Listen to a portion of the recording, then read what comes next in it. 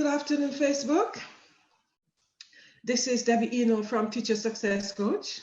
I've got another of my fantastic female educators today, Rebecca. She'll introduce herself as to the type of students she teaches, and we are going to look at some of the challenges and some of the joy she's had during this lockdown period, teaching this group of students. Bearing in mind that we are not taught during our training how to deal with this situation. We are just thrown into the deep end, and it's either you sink or you swim. And as educators, we cannot sink, we have to swim. Because so often we actually think on our feet, but during this time we have to think even more so on our feet, because we have to think in terms of using different strategies, using different techniques, using different tools. Some tools we have never used before. Some tools we've actually just seen, but don't even know how to use it. But during this time, we had no option than to learn as we go along. And I must say, educators all over the world, you have done fantastic. Well done. You know, it's going to also be interesting to see how the parents actually connect with us post COVID-19, whether or not they see us as people that they should actually respect, support more, or people that should be as they used to before, disrespect. Because a lot of parents, some parents, let me rephrase that, some parents actually disrespect educators because a lot of them feel that they could teach and our jobs are easy. However, I am very sure that during this COVID-19, there have been a mindset shift. Because I've had a lot of parents saying to me, Debbie, I do understand now why you guys need this break. Because I've only just been with my child, just a short time, at that time it was 4 weeks, and I'm going mad. They're not listening. I don't know what to do. My response was, that's interesting. At least you guys understand what we have to put up with, some of the challenges, and you now realize why we need the break we have. Not because we have a lot of holidays, but we need the break in order to re-energize ourselves. And when we have the break, it is not a break as such because we still have to be planning lessons, right? This is not a complaint because we are passionate about what we do, but this is just an explanation or a support in terms of these are the things we do as educators. Okay, Rebecca, would you like to introduce yourself? Sure. My name is Rebecca Taylor. I teach in California, near the Bay Area, the outside of the Bay Area, or San Francisco Bay Area. I have been teaching for 31 years. This last year, I was teaching a kindergarten class. And we had our last day of instruction on March 13th, and that was it. And then we went to the distance learning the following Wednesday. So. Right. Okay. So what is it like to teach this age group online? Bearing in mind that your teaching of them would have always been face-to-face and sitting on the carpet and interacting with them like that, and tell and show, those kind of activities. How did you manage? Well, when we first went to distance learning, when I first learned that that was where we were going, I could not imagine teaching 5-year-olds through the computer. I could imagine, I taught everything from kindergarten through 7th grade. So if I was an upper grade teacher, oh yeah, there's lots of websites teachers are already using. And then you just add to that repertoire, maybe do it differently. But with kindergartners, they're not so tech savvy. They know how to use a laptop. They know how to do certain things. They know how to get online, log in. They had a Google account. So that helps. Some things were already in place, but they're little and their attention span is this much. So I had to find a way that would deliver instruction to them, but be highly engaging and mixing it up. So in the classroom, we're always trying to put movement breaks interspersed with the academics, so that kids aren't sitting for too long, so they're not getting bored, so they're interacting, they're talking. And when they're each individually in their houses, how do you do that? So I designed a Google slide presentation. I put in a video with Zoom. I recorded myself with Zoom. I tried another program called Camtastic that the district had purchased, and that was way too much work. I just needed Zoom. So I would do a good morning video, because the very first thing I needed to do was connect to the kids. I couldn't do that physically. I can't, pat them on the back, shake their hand, a fist bump, whatever, right? That you would normally do in the classroom. So I had to find a different way. So I would welcome them with a good morning video, give them, tell them how excited I am and what the day was, what we were going to be doing that day. And I was so glad, and I couldn't wait to see them in the afternoon. So that was the beginning of the instruction. At the end of the day, every day at 2:00, I had another Zoom meeting that was live with the kids. So they were all invited. Most of them came every day, which was good. Some didn't, some I didn't see for the whole distance learning. And that was just something, I tried really hard, but you couldn't connect with everybody. But that Zoom meeting at the end of the day then connected the kids to each other, because that's what they really were missing. They were missing the social aspect of school, their friends. They were missing me. So I was trying to put myself in there at the beginning and end, and have them have a chance to talk to each other. So I decided, when it first started out, you had to figure out how to navigate Zoom. How do you do that with 5-year-olds? Mute all was my good tool to use. I could imagine.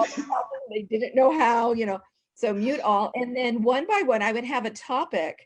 I learned very quickly that I needed a topic, focus on speaking and listening, because they needed to work on the language structures and everything. I had a lot of EL kids, not all of them, but still working on language structures and eye contact and all of that, with the computer contact, but it's eye contact with the camera. And then one by one, they could raise their hand and I could call on them and unmute them. They would share whatever that topic was. And they were so excited when it was their turn, because they're like, oh, she called on me, which was great, because they felt special right there. And I made it a point when I was doing that Zoom meeting to really focus in on that kid only, talking to that kid as if they were the only kid that was there. It's like, hi. And I would start out always, how are you doing? It's so good to see you. So they would feel really connected, that this was just not something we were doing that was boring. 5-year-olds need the opposite of boring. They need interesting and engaging. And so we'd go through, and then at the end, we did what we call the dance party, which was a fun thing. So sometimes I would do Apple Music song and we would dance. I would mute everybody so they could hear the music, and we would dance, and then I went to using Go Noodle videos, different ones each day. And the kids really like those. So we would do those together. And then at the end, I would unmute everybody and we would all say goodbye. And I would say each child's name so that they knew I was, and they would be saying goodbye to each other. And once we'd go through a couple minutes of that, then I would end the meeting, which would close the meeting for everybody. And it was something they looked forward to each and every day. So the good morning video and the Zoom meeting at the end were the most important pieces, because that relationship I felt with kindergarten, especially, and with any age, was the most important thing I was doing, connecting with my kids, because they were dealing with depression. It was very, very hard. They were missing their friends. So I also did, I did the slideshow, and I would intersperse things that they were familiar with, short lessons. I would do a lesson on Zoom, share my screen on Zoom. So I would be working through the lesson, and I would talk to them as if they were sitting right there, as if we were in the classroom. I would pretend it's like, oh, that's right, I heard somebody say that. That's right. And there'd be like, and the parents were telling me like, they told me, said, Mrs. Taylor heard me, I was right, Mom. So trying to make it so that, because they're 5 and they believe teddy bears can talk, and they believe that their teacher can hear them during the lesson. So I would do a lot of instruction that way, and then have different things interspersed. So movement breaks, songs to sing. I was always looking for things that were a lot of fun, that would be interesting, and trying not to use the same thing all the time, because use different things so that it would be something for them to look forward to. I wonder what we're going to be doing today. So basically, and then also connecting with parents, because as I connected with parents, it helped them help their kids. So every Friday I had a parents only Zoom meeting at 6 p.m. where we would come together, and any questions they had, they would share experiences. I would talk about how, wow, you guys are doing a wonderful job. Just do what you can. If you can't do all of it, do at least these 3 things. You know what I mean? Sort of validating them. And that was really important to the parents as well. And I think as the parents felt more comfortable, it was less stress on the kids, because they're really good at reading the room. They can tell when you're stressed. Dogs and kids, you can't. Exactly. You can't, Yeah. So those are just some of the things that I did. It's interesting. Why did you decide to have a meeting with the parents on the Friday at the end of the week? What gave you that idea?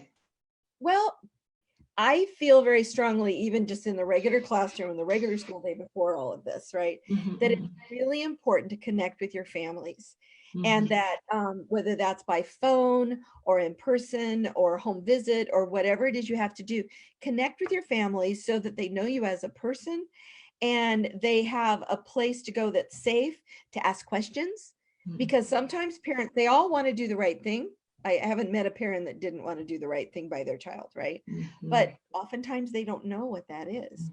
So they need a safe space to do that. And I knew that there were lots of questions going on because I'd get emails and things. And I thought, let's just do a live Zoom meeting once a week on Fridays. Anybody that has questions or wants to join in, they're welcome to do that. And it seemed to be very important to them. It helped alleviate the stress. They were I didn't have a single parent complain during this whole process, which was unique from other teachers that I knew in my school. Right. So I think it made a difference. Yeah, well, probably the reason why you didn't have a complaint, you actually decided, instead of answering emails, you decide to just have one meeting on a Friday. So everything you have to say, just write it down. So when we meet on the Friday, we just discuss it, because it may not even be one parent that have that same, that same question. It might be other parents as well. Absolutely. And so they can hear the answer all at once, things that maybe they didn't think of. A parent would ask a question and they'd be like, oh yeah, I didn't think about that. That's, and then I would add some context. There were things I would share, but it was really mostly for them to talk to each other. And I was there as well, that's well, let me tell you a little bit more about this. These are some things you could do. And, that kind of thing. I also had an amazing parent who just kind of came out of the woodwork. She had volunteered a little bit in my classroom a couple days a week, in the afternoon for not a long time, but a little bit. And she decided to do a virtual play date with the kids. So her husband had a 3D printer, and she printed this 12-sided cube for each person. So this is the one they printed for me. And every day at 11, any of the kids that wanted to come, and I put the information out to everybody, but I gave them the information for her information. I said, if you're interested in this with your kid, it's really another way they can connect socially with each other, then email this person. This is the phone number. This is what's going on. And a lot of them joined in. And on Fridays, I joined in too. So I did everything they did. So she came up, she had the most brilliant idea that I'm going to co-opt when I get back in the classroom for some things. But she would make a list with her kids. She had 4 little girls. One of them was in my class. They would come up with 12 different things that they could do associated. So each kid would, roll the dice, tell her what number they did. So it was a number 2. If we hadn't done 2, then they would do the 2. And she did some really amazing academic, but also fun things. And the kids really enjoyed it. And so that other piece really helped them connect. So when they feel disconnected in this process, because they literally are, there has to be ways for them to connect. The learning can't happen if they're not feeling connected to each other and connected to their teacher. I had one little boy that he was there every time, but I never saw him smile. He looked a little bored and he looked really depressed, and there was nothing I could do about it, but he was there. So that was good. But I worried about him, because that, how can I do things differently? And I would try to, like literally like anything to get him to smile, and he just wouldn't, but he was there. So at least he was connecting that way. So those kinds of kids I worried about. I had another couple of kids that never ever showed up to anything. They never did the work because I had them turn in the Google slide. I made a copy for each child at Google Classroom, and they would turn it in just so I could see who was doing it, you know. And there were two kids that never ever did a single thing. One child never even joined the Google Classroom. And these were the two students in my class that were the most at need.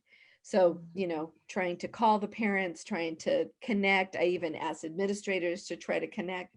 And those kids got left out. So that's the downside of this kind of teaching, I think, is that some kids just, you don't reach.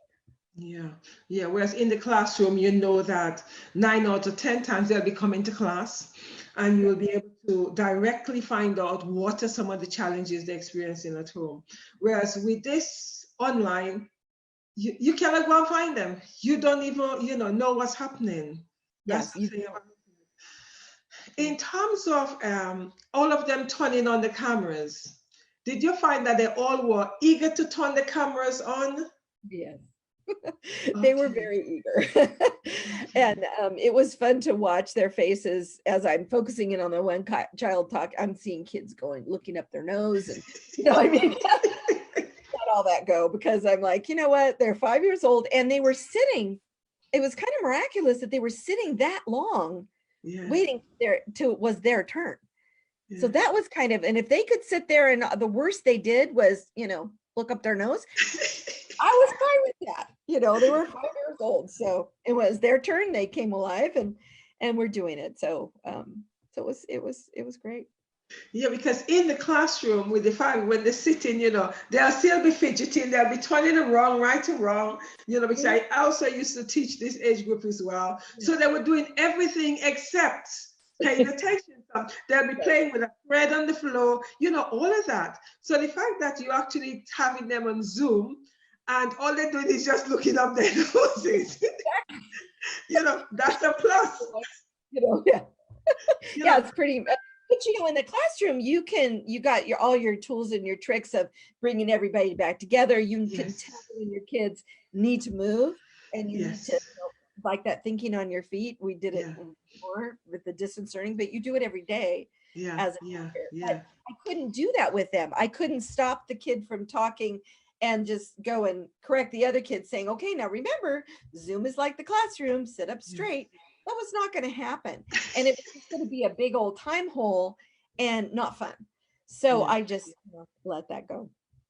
Yeah, it's interesting because when you're teaching online, do you feel that a lot of things that you would be more strict with in the classroom, that you had to let it go? To let it go. Yeah, absolutely.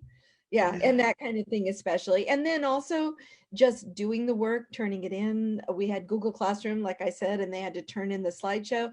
If they didn't turn it in, I might send them a message, or I might send the parents, not individually, but I also did a daily email to the families.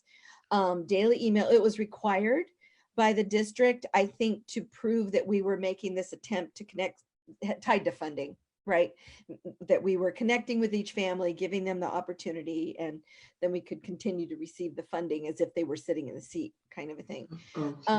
But I made those emails so that they were uplifting, first of all, instructive, reminding them of what the Zoom was that day and what the topic, so they could prepare their kids with the topic.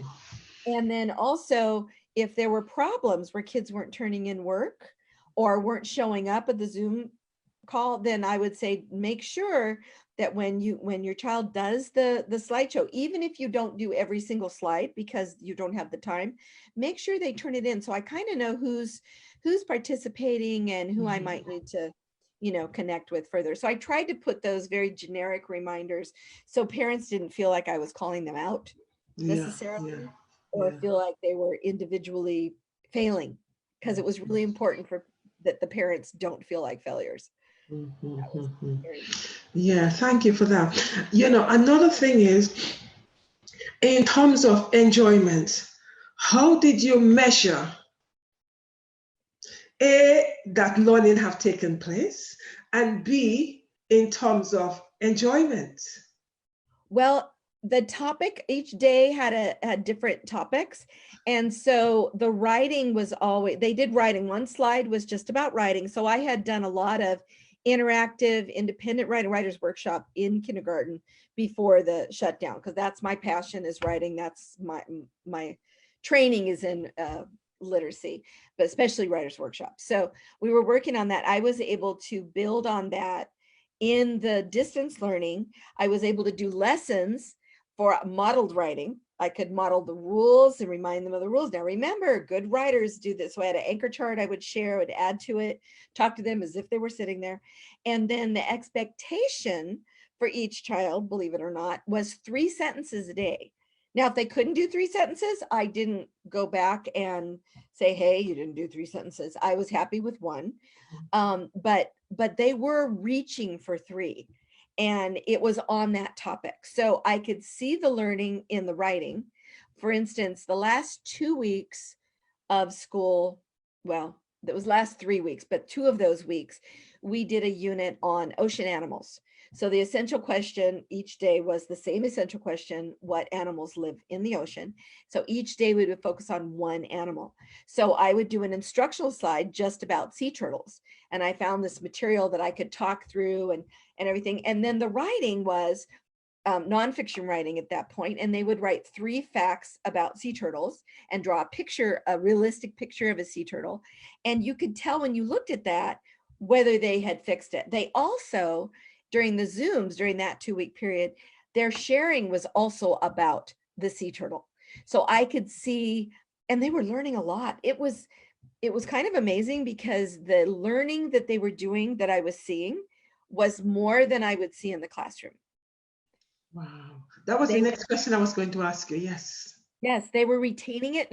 No, not all, because I had those kids that never showed up.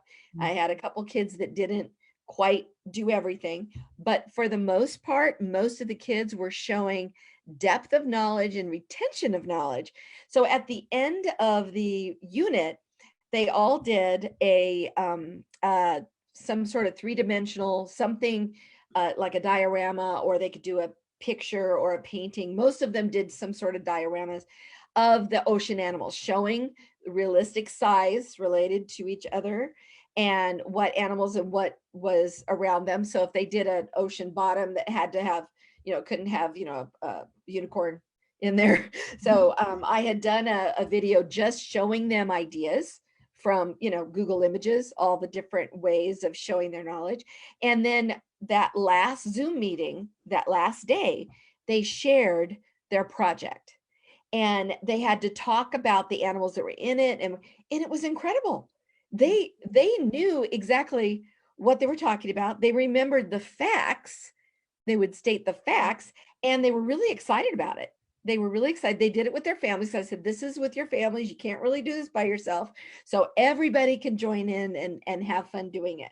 So it was a way to bring the families together. And then some of my kids continued to play. Like one little girl did a very elaborate, the one with the mom that did the play dates, the virtual play date.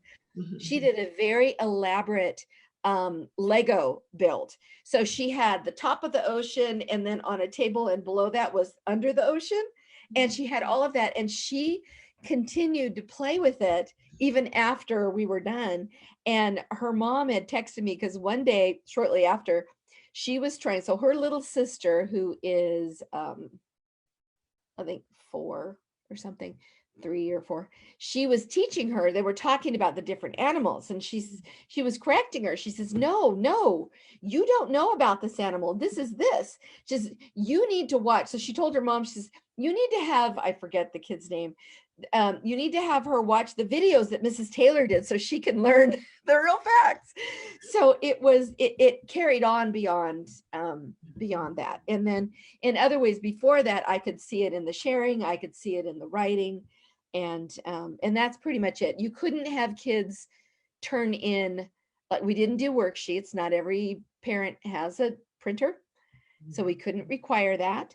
I did learn how to turn a PDF into an interactive, so they could do that. But then that becomes a huge time hole of grading on top of you're doing all this other stuff.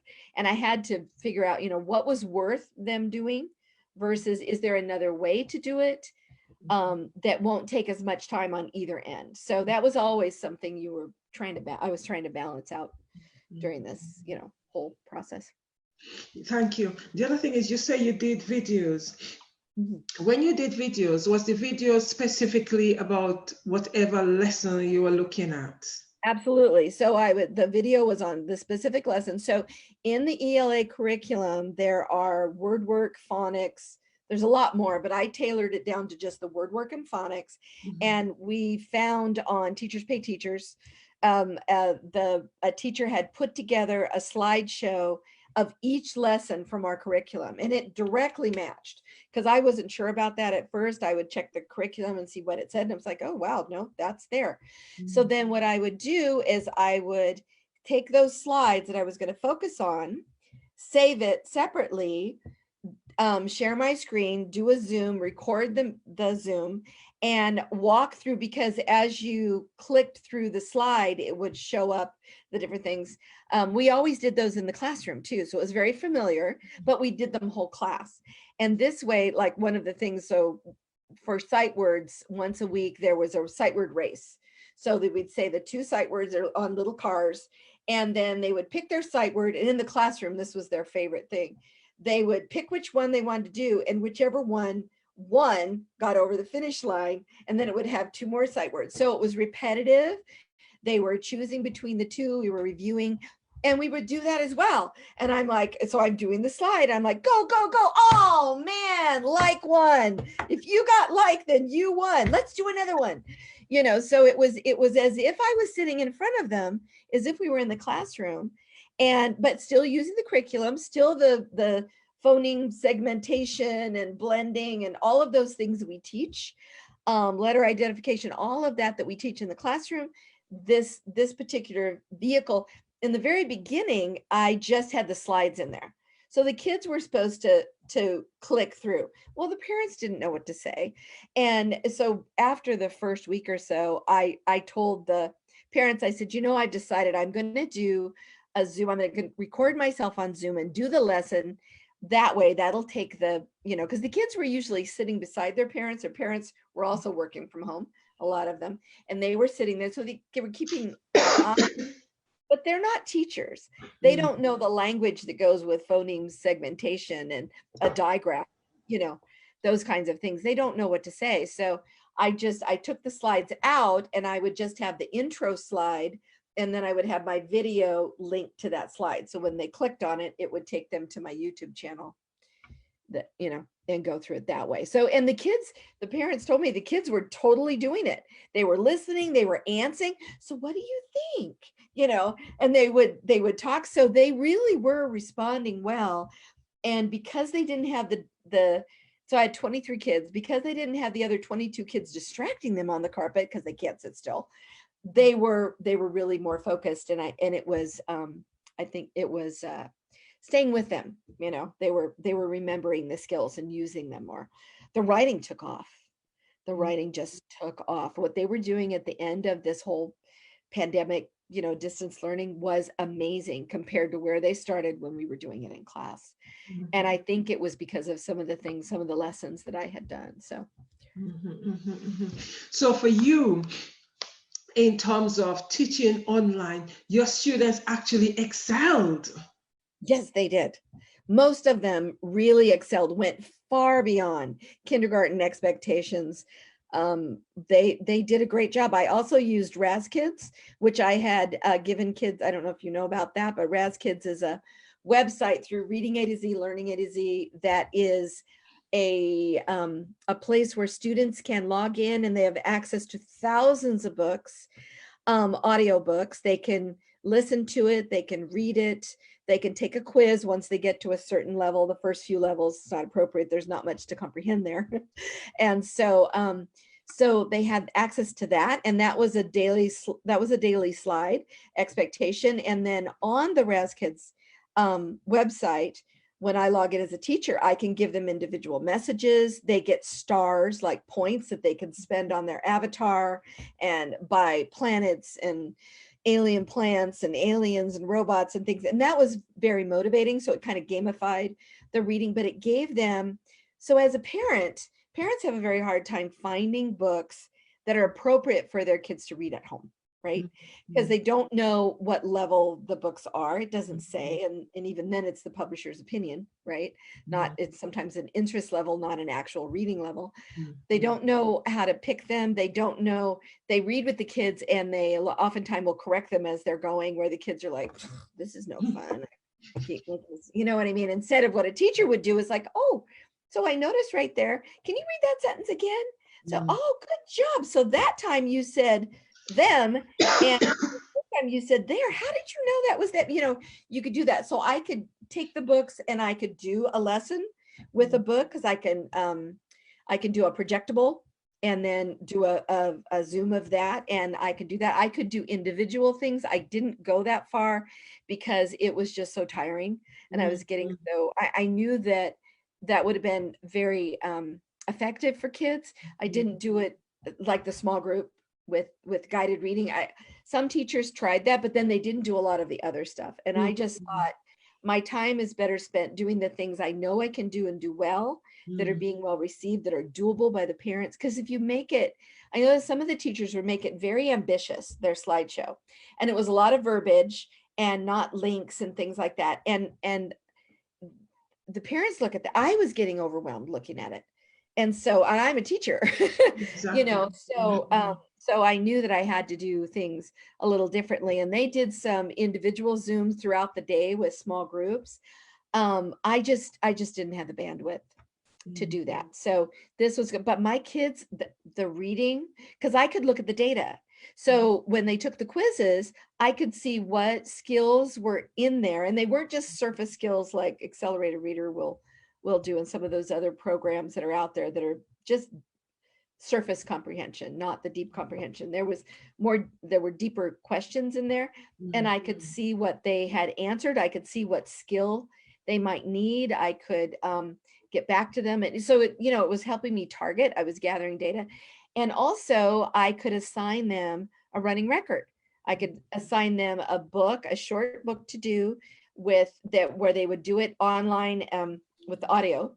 And then I could do a running record. I could see what skills I might need to do a video about. If I was seeing some patterns, maybe I do a video and I talk about using those context clues, or making sure that you're pointing to the words, if it's with your cursor online, pointing to the words and making sure that what you're saying is matching what's there. I could put those in the videos if I could see that they weren't doing that, you know. Excuse me. Also, there was a little 3-question quiz, so it kind of checked in with the comprehension a little bit. So that gave me, and the kids love to record themselves, and I could comment on that's like, wow, you did such an amazing job. I can't wait to hear the next time you do this, you know. And so they were thrilled. And when they get that feedback, they want to do that again, right? And so, and the more they read, the better reader they become, as long as they're reading the appropriate kind of stuff. And these books on Raz Kids are high interest, very high interest. Some of the nonfiction have embedded videos, like actual videos. There's a book on ants that has video of the ants in the anthill, you know, doing their thing. And so that was another thing that I used that really helped them excel. And then I had data to show how they were growing. You know, what is really, thank you. What is really nice is you were also able to do the assessment at the same time. Yes. Yes. You know, so you did not even have to do any extra work to do the assessment, because there's sometimes, you know, when we're in the school, we're doing extra to get the assessment. Right. And with kindergartners, it's one-on-one when you're doing that assessment. Most of the time you have to do it one-on-one, especially at the end of, like for progress reports, for report cards, we do these, which takes a lot of instructional time. So I have an opinion about that. But this way I could get some data. I also would have them take a picture. The parents would take a picture of the writing and turn it in. Was an extra assignment each week, so I could look at what they did. And again, in those morning emails, remind parents, now make sure they're doing this on their own. Don't spell the words for them. You can remind them. You can say, well, what do you think? And, you know, the word stretchers. And we would, I would do some lessons about that, you know, in those writing lessons. So I wanted to see what could they do by themselves. And they were doing an amazing job. So. Yeah, Thank you. it is important. Thank you. What I like is when you actually ask them to do a video of themselves, because we know most children love to do video, especially at age of themselves doing something. So that's really because at that time you're capturing a lot. You're also capturing increasing their confidence. Yes. Yes. You know, which is fantastic. Whereas those things we do in the classroom were slightly different. Yes. Well, and we're able to give immediate feedback in the classroom throughout the day, and corrective feedback, or, constructive feedback, reinforcing, building confidence, all those types of feedback. But in the distance learning, it's not going to be there like it would be in the classroom. So whenever you can have an opportunity to give them that personal feedback, it's a lot of bang for your buck. Yeah. Because it means that, assessment is done straight away, which is really is fantastic. Another thing is in terms of, you did say that you did find they were able to retain more information. Why do you think they were able to retain more information? What technique do you think that you've used online that you do not normally use in the classroom that have actually made that possible? Well, when they are doing their own slideshow, when they get to the instructional video, it's as if they have me all to themselves, right? It's just them. They have no distractions around them like they normally do. They might have a brother or sister or whatever. But most of the time they didn't have kids around them. They had a quiet place to do it. So I think that really helped, because when kids are focusing, obviously they're going to be listening and retaining it and really hearing it and doing it. I think also the videos that I was making for instruction I was pretending like they were the only person there, right? I was talking as if they were right there. And I think that made a difference too. They didn't have the distractions. They had that. And I have a big personality, and I think that works well for teaching, because if I was to do something in a monotone, no learning would happen there, So you have to really, I found that you had to really put enthusiasm and love for it. If you were bored, they were going to see it, and they're going to be bored. They're just going to turn it off because they have their device and they have that slideshow. They just close the computer, if they're done. And the parents might not know it.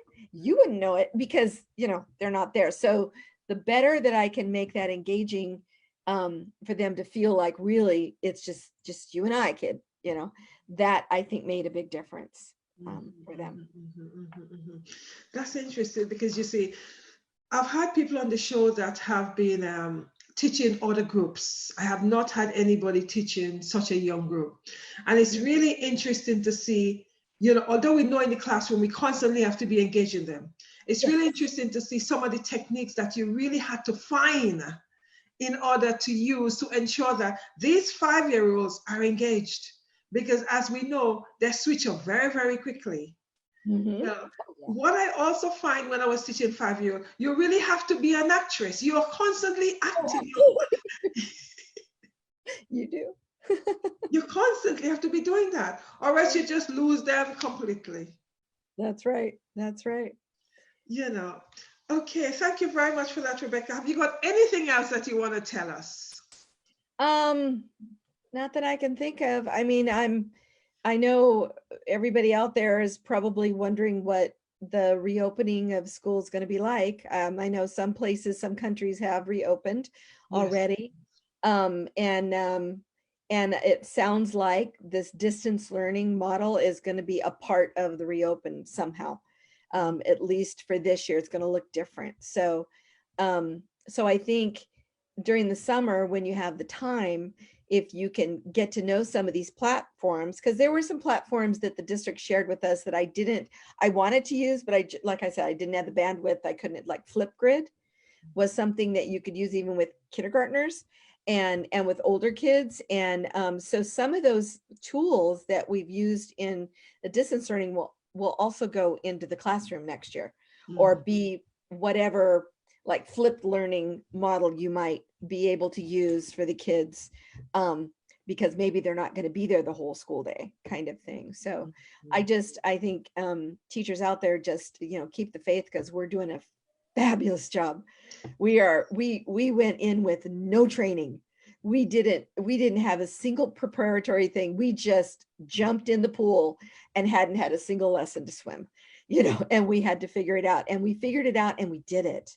And we did it really well, at our abilities. Everybody did it differently too, but it worked for their kids. So anyway.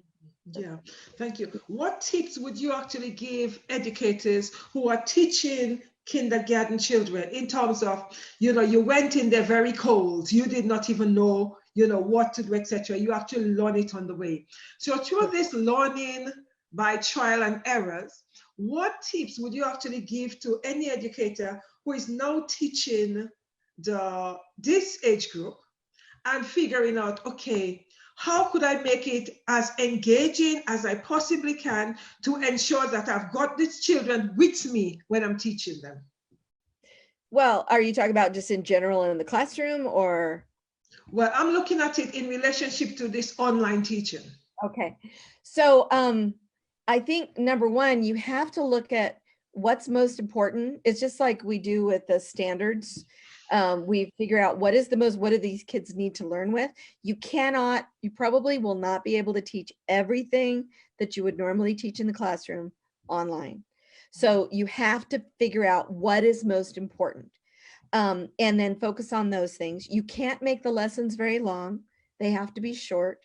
They have to be engaging. And you have to provide movement breaks in your instruction. So you have to explicitly put them in.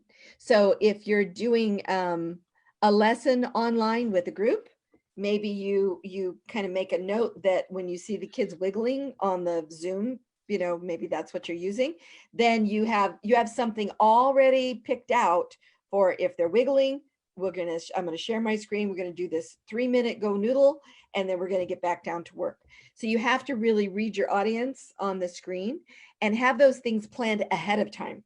You can't really figure it out at the last. So having those, so what I do is I have links to the things that I might use during the lesson already on. So I have tabs on my browser. So I know I can very quickly, because if it isn't a quick transition, you're going to lose them. 5-year-olds, 2 minutes, that's forever. So you have to be able to go quickly, and just keep your enthusiasm, break up what you're doing. Try not to stick too long to any one thing. Just remember 1 minute per year of living. So 5-year-olds, 5 minutes, 6 minutes, and they need to move. So you can do a 15-minute lesson, but you might have to put in a couple of quick movement breaks or interactive things. So hand signals, different things like whispered in your mouth, and that kind of thing that you do in the classroom, you're going to have to do that also online. So a lot of that is going to be the same, because if you don't have the engagement and the focus, then you don't have anything. They're not going to learn. So it's just important, short, to the point, vary it, make it active, make it interactive. And those are the things. As long as you can do that, then you can teach 5-year-olds online. Yeah. What I like is, and I'm going to throw in there, is have meetings with parents, have a Zoom meeting with parents. That is so crucial. Instead of having to, write 10, 15, 20 emails, Yes.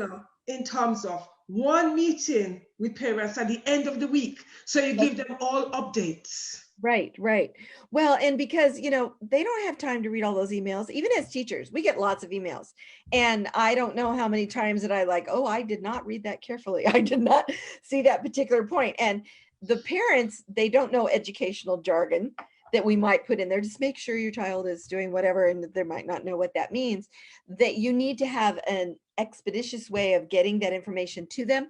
And they also need to feel like this is a group effort, because it really truly is. When it's at home, the parents are the ones there, not you. They're the ones that have to make sure that the computer is available, the time is available, the brother or sister is doing something else, so they can really focus. They're the ones that are checking in with their kid. They need to feel like they also have a voice here. They also need to understand, okay, maybe like with the pandemic, parents were all working from home. So they were working at the same time they were supposed to be teaching their kids at home. And so having strategies from other parents, like how do they navigate that? That was really powerful. And having that voice and knowing that it's okay, maybe not to do everything, but do the most important things. If you can do that, then you're moving your kid forward. It's important, I think, for parents to have a voice, for teachers to listen. Yeah, thank you.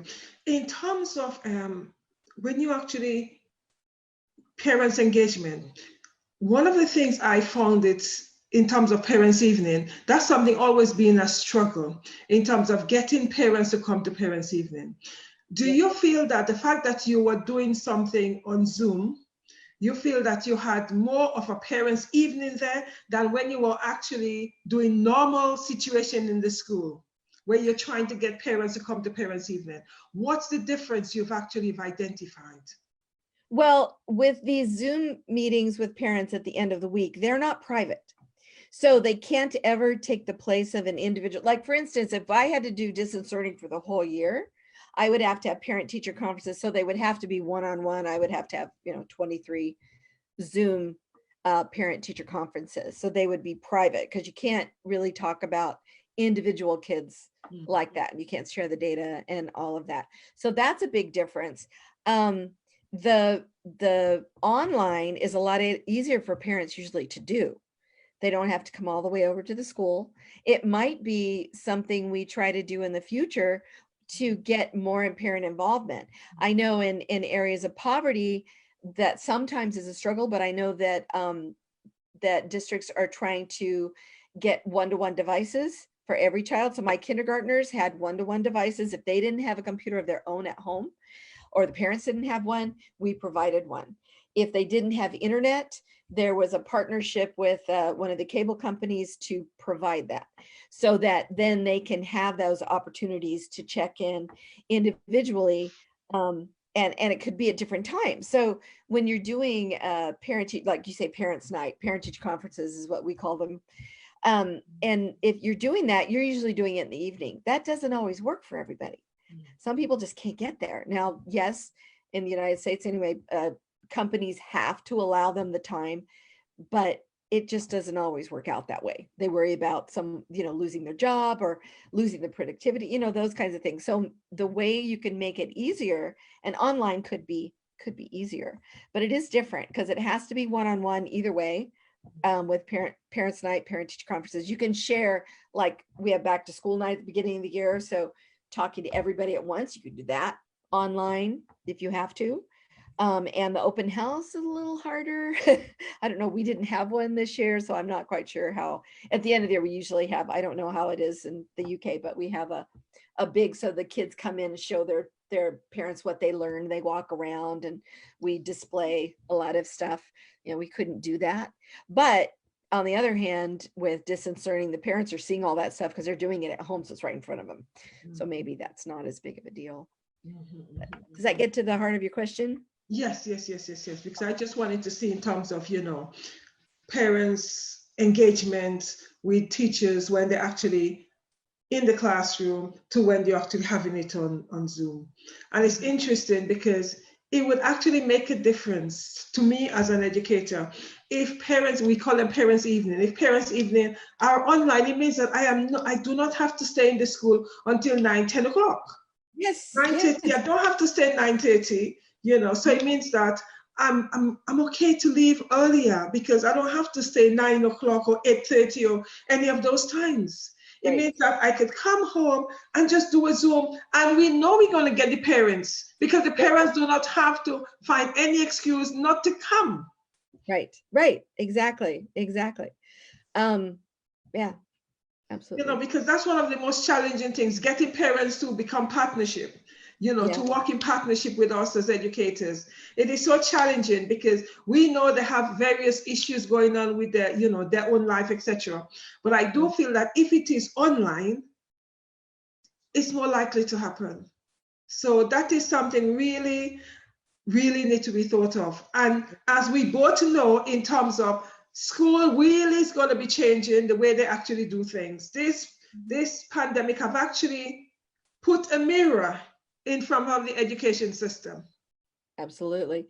Well, and one other thing that I found was really instrumental in setting this up at the beginning to be really successful with the parents is I made a phone call to each family's home and talk to them. And I didn't start out the phone call with, I just wanted to let you know some things that we're going to be doing, and this is what you have to do. I started the phone call out with, how are you doing? How's it going? Are you okay? Are you guys healthy? Or do you need anything? What can I do for you? And then we can get to some of the, so this is some of the things, this is how it's going to work. Do you have any questions? And then those Friday meetings could revisit those questions or, you know, add on to things they didn't think to ask then, but now they've had a week of doing it. And it's like, okay, now, so what, you know, what do I do? Is this okay? Because a lot of times they just want validation. I think if they feel like there's a partnership from day one, then it's easier to have your Zoom, you know, one-on-one or whatever it is you're doing with parents, back to school night or a conference. It's easier to get them involved. Not only is it easy because the technology makes it easier and the time involved is easier to manage because you don't have to do all of them in, you know, 3 days. You could do a few each day at times that work for the parents. But you also have set up that relationship with the families from day one, which is really, really important. Yeah, I think that's very, very true because now, you know, looking at how online partnership have worked, I personally feel that it have worked so much better than when we are actually in the classroom. In a lot of ways, I absolutely agree. In surprising ways, Yeah. I was, you know, yeah, I agree. Yeah, and one would not have expected that. No. You know, because, you know, we feel that when you have face-to-face communication, but in terms of technology and how it works, I feel that these have really worked much better than we anticipated, which Yes, is really fantastic. And that also I'm actually showing educators, you know, like people in charge of education, that they really do need to start moving education. You know, it really, you know, there's a lot of things need to change. We cannot be going back to the same old classroom as we used to. No, it's good. And it's going to be different. And I think in a lot of ways, this whole process has opened teachers' minds to possibilities they would not have considered otherwise. Things that they had to use, tools that they had to use, that now they can see the utility of that, even in just a regular classroom, if you're not doing anything distance, you know, and that's for all grade levels, but especially for the little bitty ones, you know. Yeah. Okay, thank you very, very much, Rebecca, for a fantastic session. Greatly appreciated. And thank you very much, Facebook. I'll be back tomorrow with a few more educators. I cannot remember, I think tomorrow we'll be talking about lesson planning, just to see how lesson plan is done very differently in relationship to online to in the classroom. Thank you very, very much, and I'll see you guys tomorrow. Have a fantastic afternoon. Bye-bye.